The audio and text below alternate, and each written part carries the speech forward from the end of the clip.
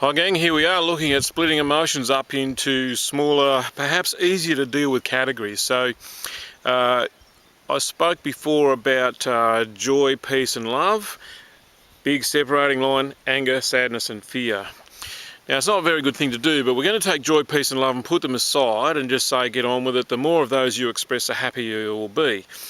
Not a very fair thing to do. However, we do need to address the so-called negative emotions, anger, sadness and fear, eventually shame and guilt.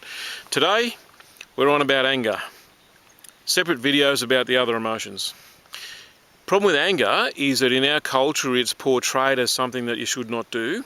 It's the kind of thing that's seen as ugly, and that that what you do is you impact on other people by being angry with them. It's a nasty thing to do to somebody, and of course can if prolonged, go to violence. And so the reason most of us are not comfortable with anger is that there's a threat of violence accompanying that. Whether we're entitled to be feeling threatened or not, that's another thing, but there we go. So what you need to do with anger is find a method for getting it out of your system. So the most important thing you can do is drop the level of suppression. So imagine that I'm like a bucket filled up.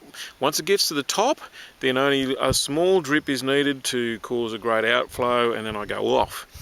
Now what that means is I'm reacting to the circumstances around me. Bad, bad, bad, bad, bad. Because it means I'm not dominating the circumstances around me. I'm a victim rather than somebody who's impacting on what's going on.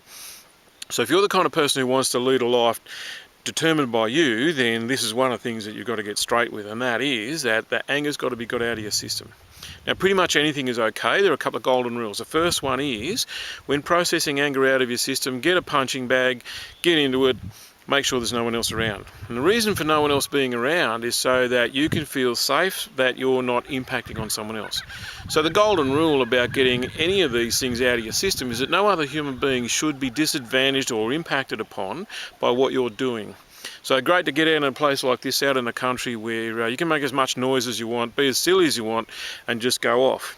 So punching bags are great. That doesn't mean you can't just yell into a swimming pool. It doesn't mean you can't go out in the bush and just scream your lungs out, whatever it is. Now what you'll find is that when you do this, you need to be proactive about it. So you've got to set an appointment with yourself to go off and do a piece of anger work.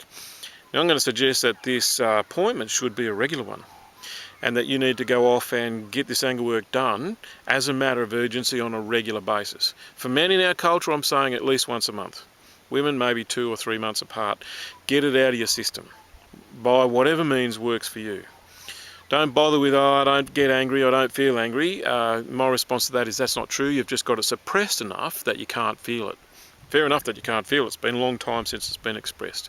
So make an appointment with yourself, get that anger out of your system.